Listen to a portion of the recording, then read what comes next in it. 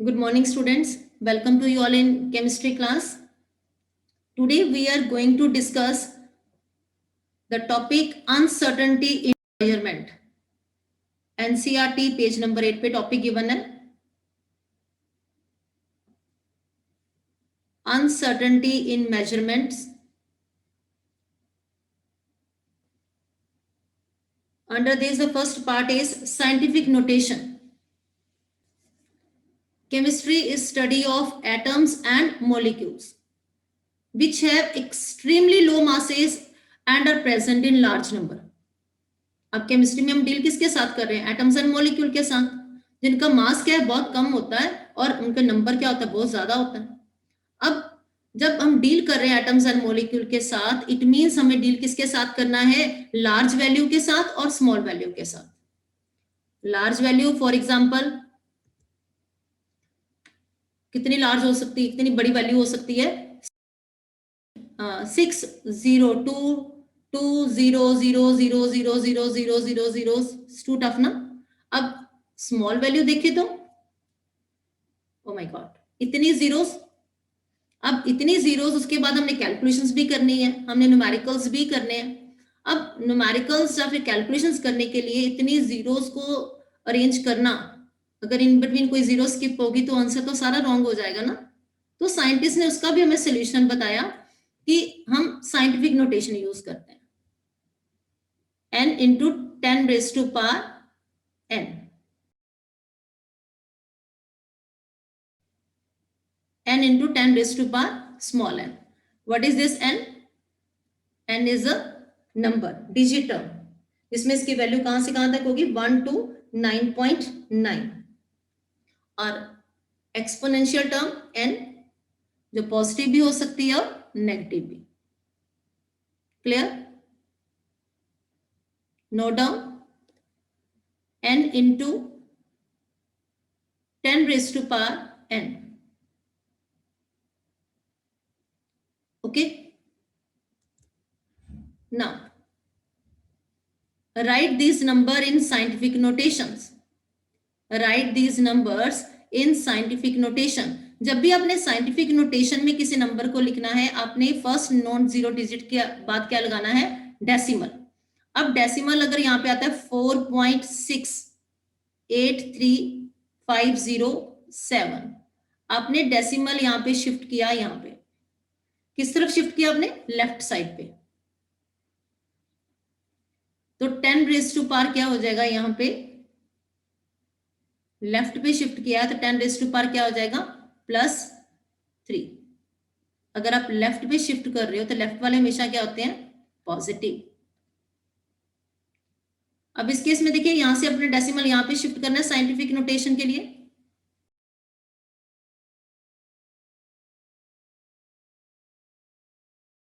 तो यहां पे अगर हम 2.56 लिख रहे हैं तो इंटू 10 रेज टू पावर क्या आएगा? आप शिफ्ट कहां पे कर रहे हो? राइट साइड पे.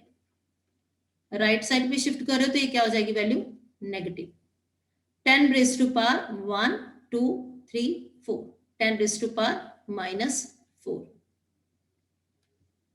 Okay.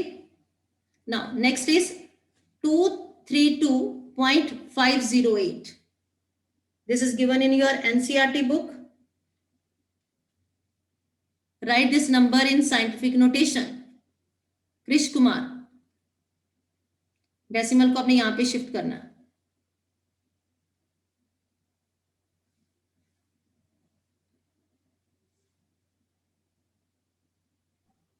To 2.32508 into 10 to the power 2. Right? 508 into 10 raised to power 2. आप लेफ्ट साइड पे डेसिमल को लेके जा रहे हो तो 10 रेज टू पावर क्या हो जाएगी? +2. नाउ नेक्स्ट इज वैभव कालिया 0.0000016. इसको साइंटिफिक नोटेशन में लिखिए. Ma'am 1.6 into 10 raised to the power 4 -4. -4. क्योंकि आप किस तरफ टर्न किए हो? राइट साइड पे. राइट साइड पे डेसिमल को मूव करवा रहे हो. Right side. राइट साइड पे मूव करवा रहे हो तो ये पावर किसमें होगी? नेगेटिव में. नोट कर लीजिए, left positive, right negative. Note down how to write the number in scientific notation.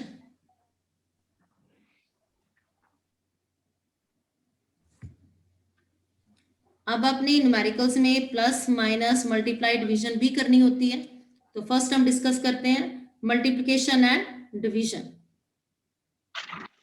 by using scientific notations. First is multiplication and division. For example, 5.6 into 10 raised to power 5. Multiply किया हमने इसको 6.9 into 10 raised to power 8 के साथ. अब solve कीजिए इसको. This example is from your NCERT. 5.6 into 10 raised to power 5.6 into 6.9 and 10 की power यहाँ पे क्या हो जाएगी प्लस 5 प्लस 8 13 हो गया, तो यहाँ पे आंसर हो जाएगा 38.64 into 10 raised to power 13. अब इसको अपने साइंटिफिक नोटेशन में लिखना है, तो फर्स्ट के बाद यहाँ पे 3.8 हो जाएगा 3.864. डेसिमल आपने कहाँ पे मूव करवाया, लेफ्ट और राइट? लेफ्ट साइड पे. अगर लेफ्ट साइड पे मूव करवा रहे हो, left mean positive, into 10 raise to power 13 plus 1. यहाँ पे आपका आंसर हो जाएगा 3.864 इंटू 10 रेज़ टू पावर 14. आप आंसर जो रिपोर्ट करेंगे वो क्या होगा 3.864 इंटू 10 रेज़ टू पावर 14. अब एक और एग्जांपल डिस्कस करते हैं, that is again from your NCERT. 9.8 into 10 raise to power -2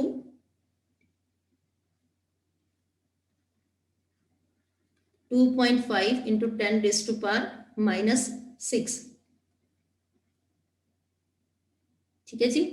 अब इसको सॉल्व करें. 9.8 into 2.5 10 raise to power -2 plus यहाँ पे -6.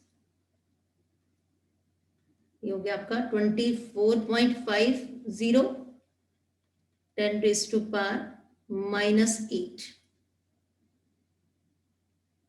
डेसिमल ने यहाँ पे मूव करना है 2.4, लेफ्ट पे मूव किया तो हम इसमें क्या कर देंगे +1.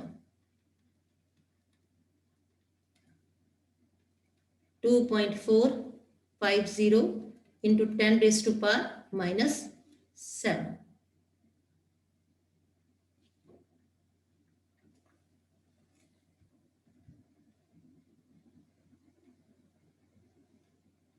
Note down. अब एक और एग्जांपल. 2.7 -3 डिवाइडेड बाय, अब डिवीजन है, into 10 raise to power 4. Divide होता है तो पावर को आप क्या करते हो माइनस. सबको पता ही है. 5.5 10 raise to power -3 then -4.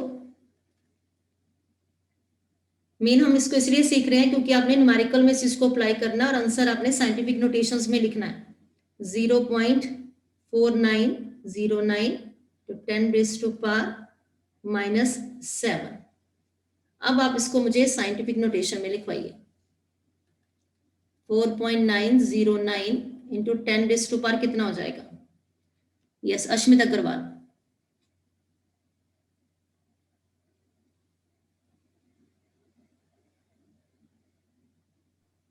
10 raised to power -8. 10 raise to power -8. आपने डेसिमल को मूव करवाया राइट साइड पे. राइट साइड को मूव करवाया मींस आपने उसमें क्या कर दिया -1. -7 -1 कितना हो गया -8. आपने आंसर जो रिपोर्ट करना है वो किसमें करना है 4.909 इंटू 10 रेज़ टू पावर -8. अब न्यूमेरिकल्स करने हैं, साइंस में कैलकुलेशंस करनी है तो हमें प्लस माइनस भी करना है. Next example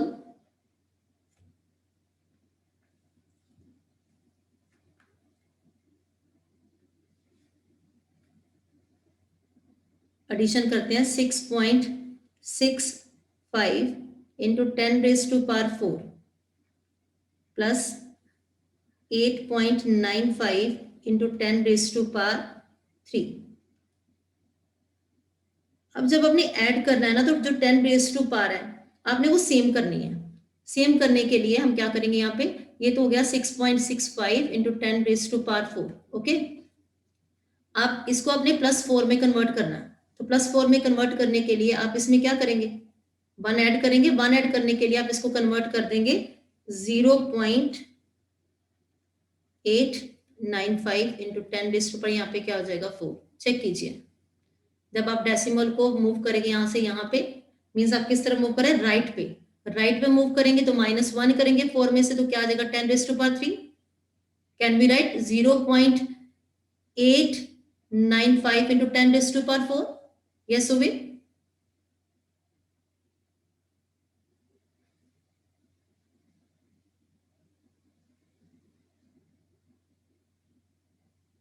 Yes, ma'am. 0.895 into 10⁻⁴. अब ऐड करते हैं इसको 6.65 प्लस 0.895, कॉमन आपने क्या कर देना 10⁻⁴। अब कैलकुलेशंस कीजिए और आंसर बताइए मुझे सुबह। 7.545 into 10⁻⁴. 7.545 into 10⁻⁴, right. One more example, उसमें यहाँ पे एग्जाम्पल लिखते हैं एक और, 2.5 इंटू 10⁻⁻2। ठीक है जी,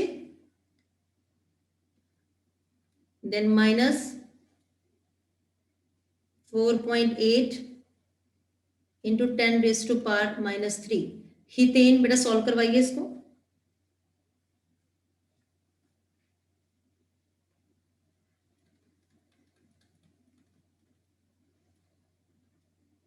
हीथेन,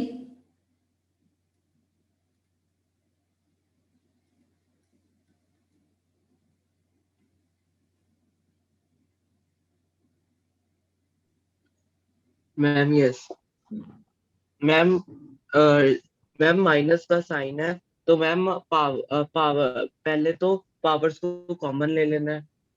पहले 10⁻⁻3 10⁻⁻2 we have to convert it, so we will take a decimal to the left hand side, and then +1 will be there at the power side, then -3 + 1 is equal to -. बेटे जो हम लिख रहे हैं वो ठीक है। मैम यस 2.5 माइनस 0.48, कॉमन हमने यहाँ पे कर दिया 10⁻⁻2। Now solve it.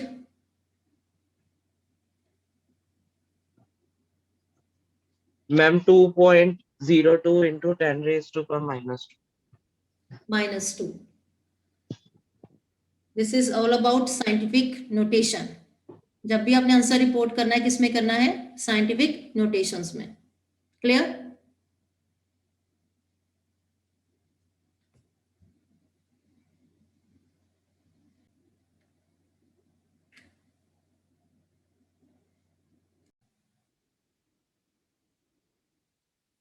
Next is precision and accuracy.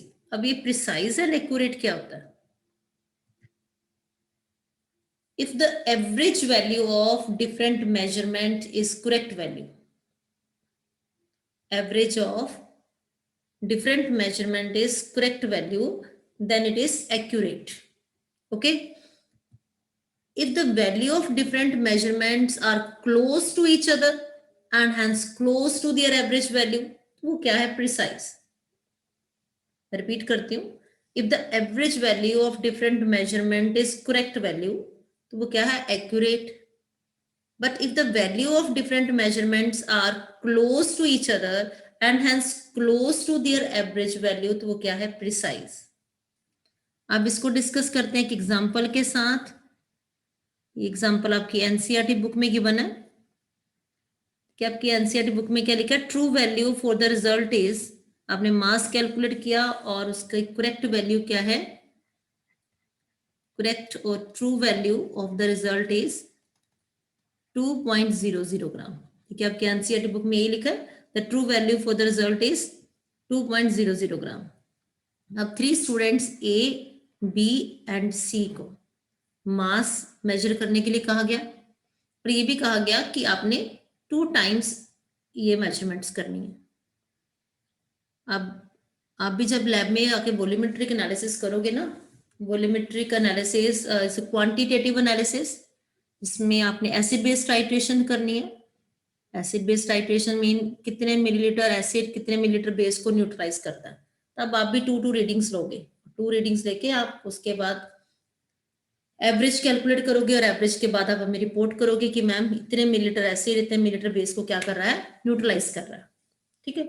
अब स्टूडेंट ए ने फर्स्ट टाइम क्या रिपोर्ट किया कि मास कितना 1.95 ग्राम। सेकेंड टाइम भी उसने रिपोर्ट किया कि मास कितना है 1.93 ग्राम।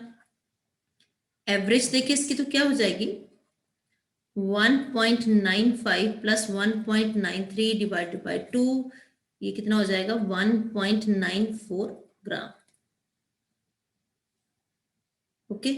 अब स्टूडेंट बी की टर्न है। अब स्टूडेंट बी ने फर्स्ट टाइम रिपोर्ट किया कि मास कितना है 1.94 ग्राम। सेकेंड टाइम उसने रिपोर्ट किया 2.05 ग्राम। एवरेज देखे तो इसकी हो जाएगी 1.995 ग्राम। ठीक है जी। अब स्टूडेंट सी की टर्न आई। स्टूडेंट सी ने रिपोर्ट किया कि फर्स्ट टाइम क्या है 2.01 ग्राम, सेकेंड टाइम 1.99 ग्राम। एवरेज कैलकुलेट करें तो इसकी क्या हो जाएगी 2.01 प्लस 1.99 डिवाइडेड बाय 2, ये हो जाएगा 2.00 ग्राम। ओके जी। अब स्टूडेंट ए को देखे तो उसमें जो फर्स्ट वैल्यू है वो क्या है 1.95, सेकेंड 1.93, एवरेज कितनी है 1.94। क्लोज है, लेकिन वो करेक्ट वैल्यू नहीं है, मींस एक्यूरेट तो नहीं है, लेकिन ये प्रिसाइज है।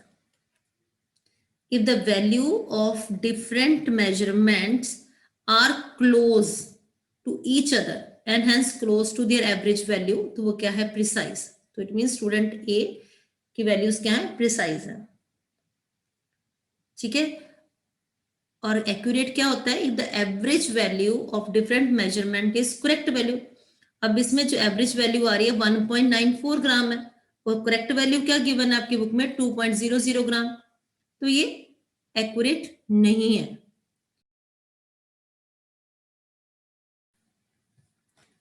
अब स्टूडेंट बी को देखते हैं। स्टूडेंट बी में देखिए 1.94 ग्राम, 2.05 ग्राम, एवरेज 1.995 ग्राम, तो ये वैल्यू तो क्लोज नहीं है, तो मीन्स ये प्रिसाइज नहीं है। अब ये करेक्ट वैल्यू भी नहीं है, इसकी जो एवरेज हमने सॉल्व की वो करेक्ट वैल्यू के इक्वल नहीं है, इट मीन्स ये एक्यूरेट भी नहीं है, ये प्रिसाइज भी नहीं है और एक्यूरेट भी नहीं है। अब स्टूडेंट सी के लिए देखते हैं 2.01, 1.99 क्लोज वैल्यू है, तो मींस ये प्रिसाइज है। एवरेज 2.00 जो करेक्ट वैल्यू के इक्वल है, इट मींस ये एक्यूरेट भी है। Student C accurate as well as precise. First A के लिए क्या है प्रिसाइज है लेकिन एक्यूरेट नहीं है। बी के लिए देखिए एक्यूरेट भी नहीं है प्रिसाइज भी नहीं है, और सी में देखिए एक्यूरेट भी है प्रिसाइज भी है। एक्यूरेट क्यों है क्योंकि जो एवरेज वैल्यू है वो करेक्ट वैल्यू के इक्वल है। इतना नोट कर लीजिए आप सब।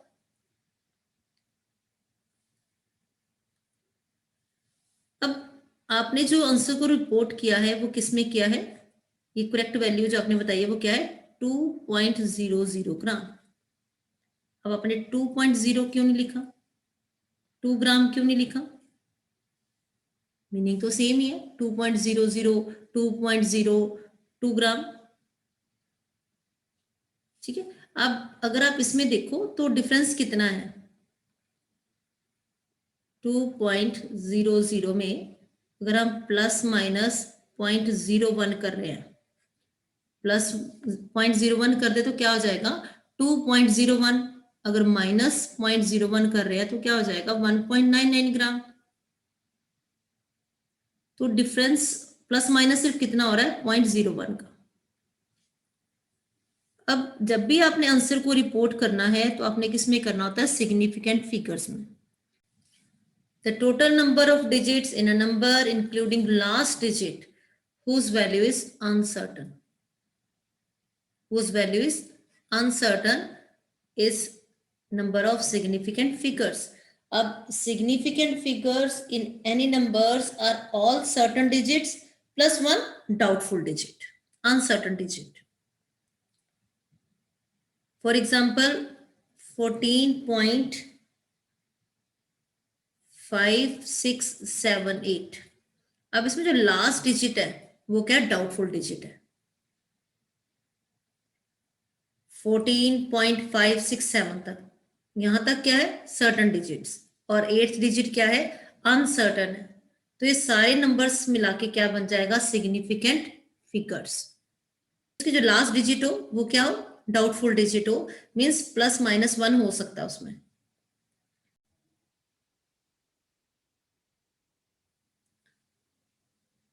Next is rules for the number of significant figures.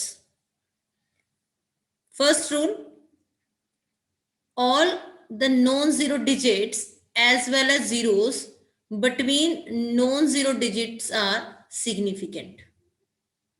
All non-zero digits as well as zeros between non-zero digits are significant.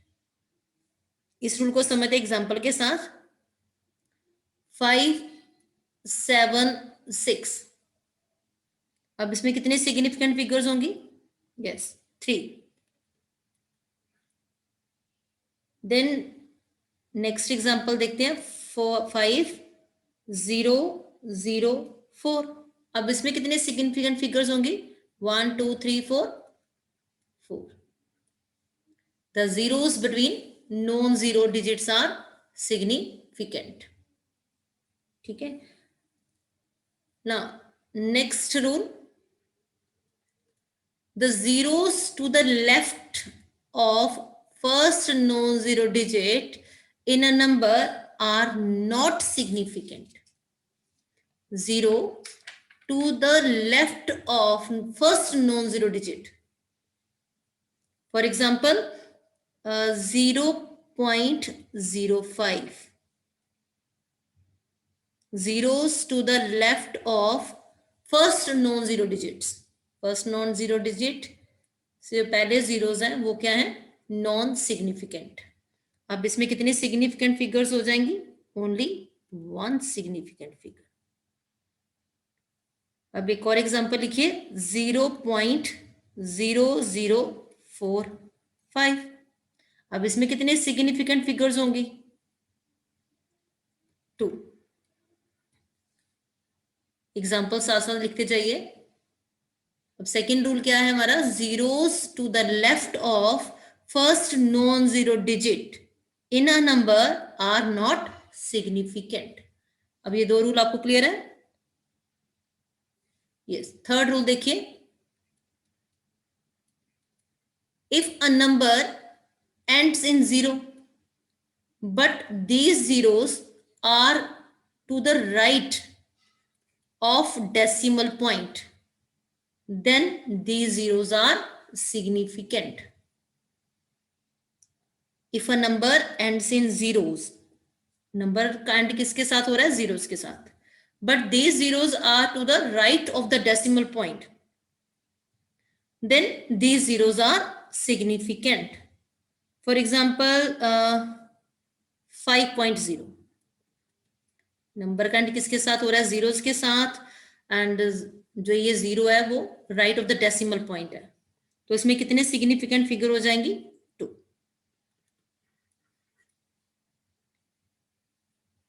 One more example, 2.500।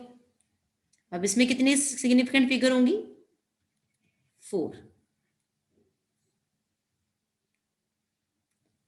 If a number ends in 0 but these zeros are to the right of the decimal point, तो ये zeros क्या हो जाएंगी, significant. Fourth rule,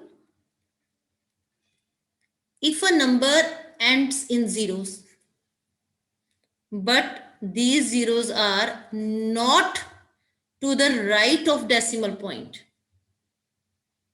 For example, 10500. अभी number का and किसके साथ हो रहा है? जीरो के साथ, but these zeros are not to the right of the decimal point. These zeros may or may not be significant. These zeros may or may not be significant. अगर हम इसको इस तरह से लिख दें 1.05 into 10 raised to power 4, तो अब इसमें कितनी सिग्निफिकेंट फिगर हो जाएंगी? 3. If we write 1.050 into 10 raised to power 4, now how many significant figures? 4. Okay. If a number ends in 0, but these zeros are not to the right of the decimal point, these zeros may or may not be significant. अब ये rules note कर लीजिए और साथ में examples भी लिख लीजिए.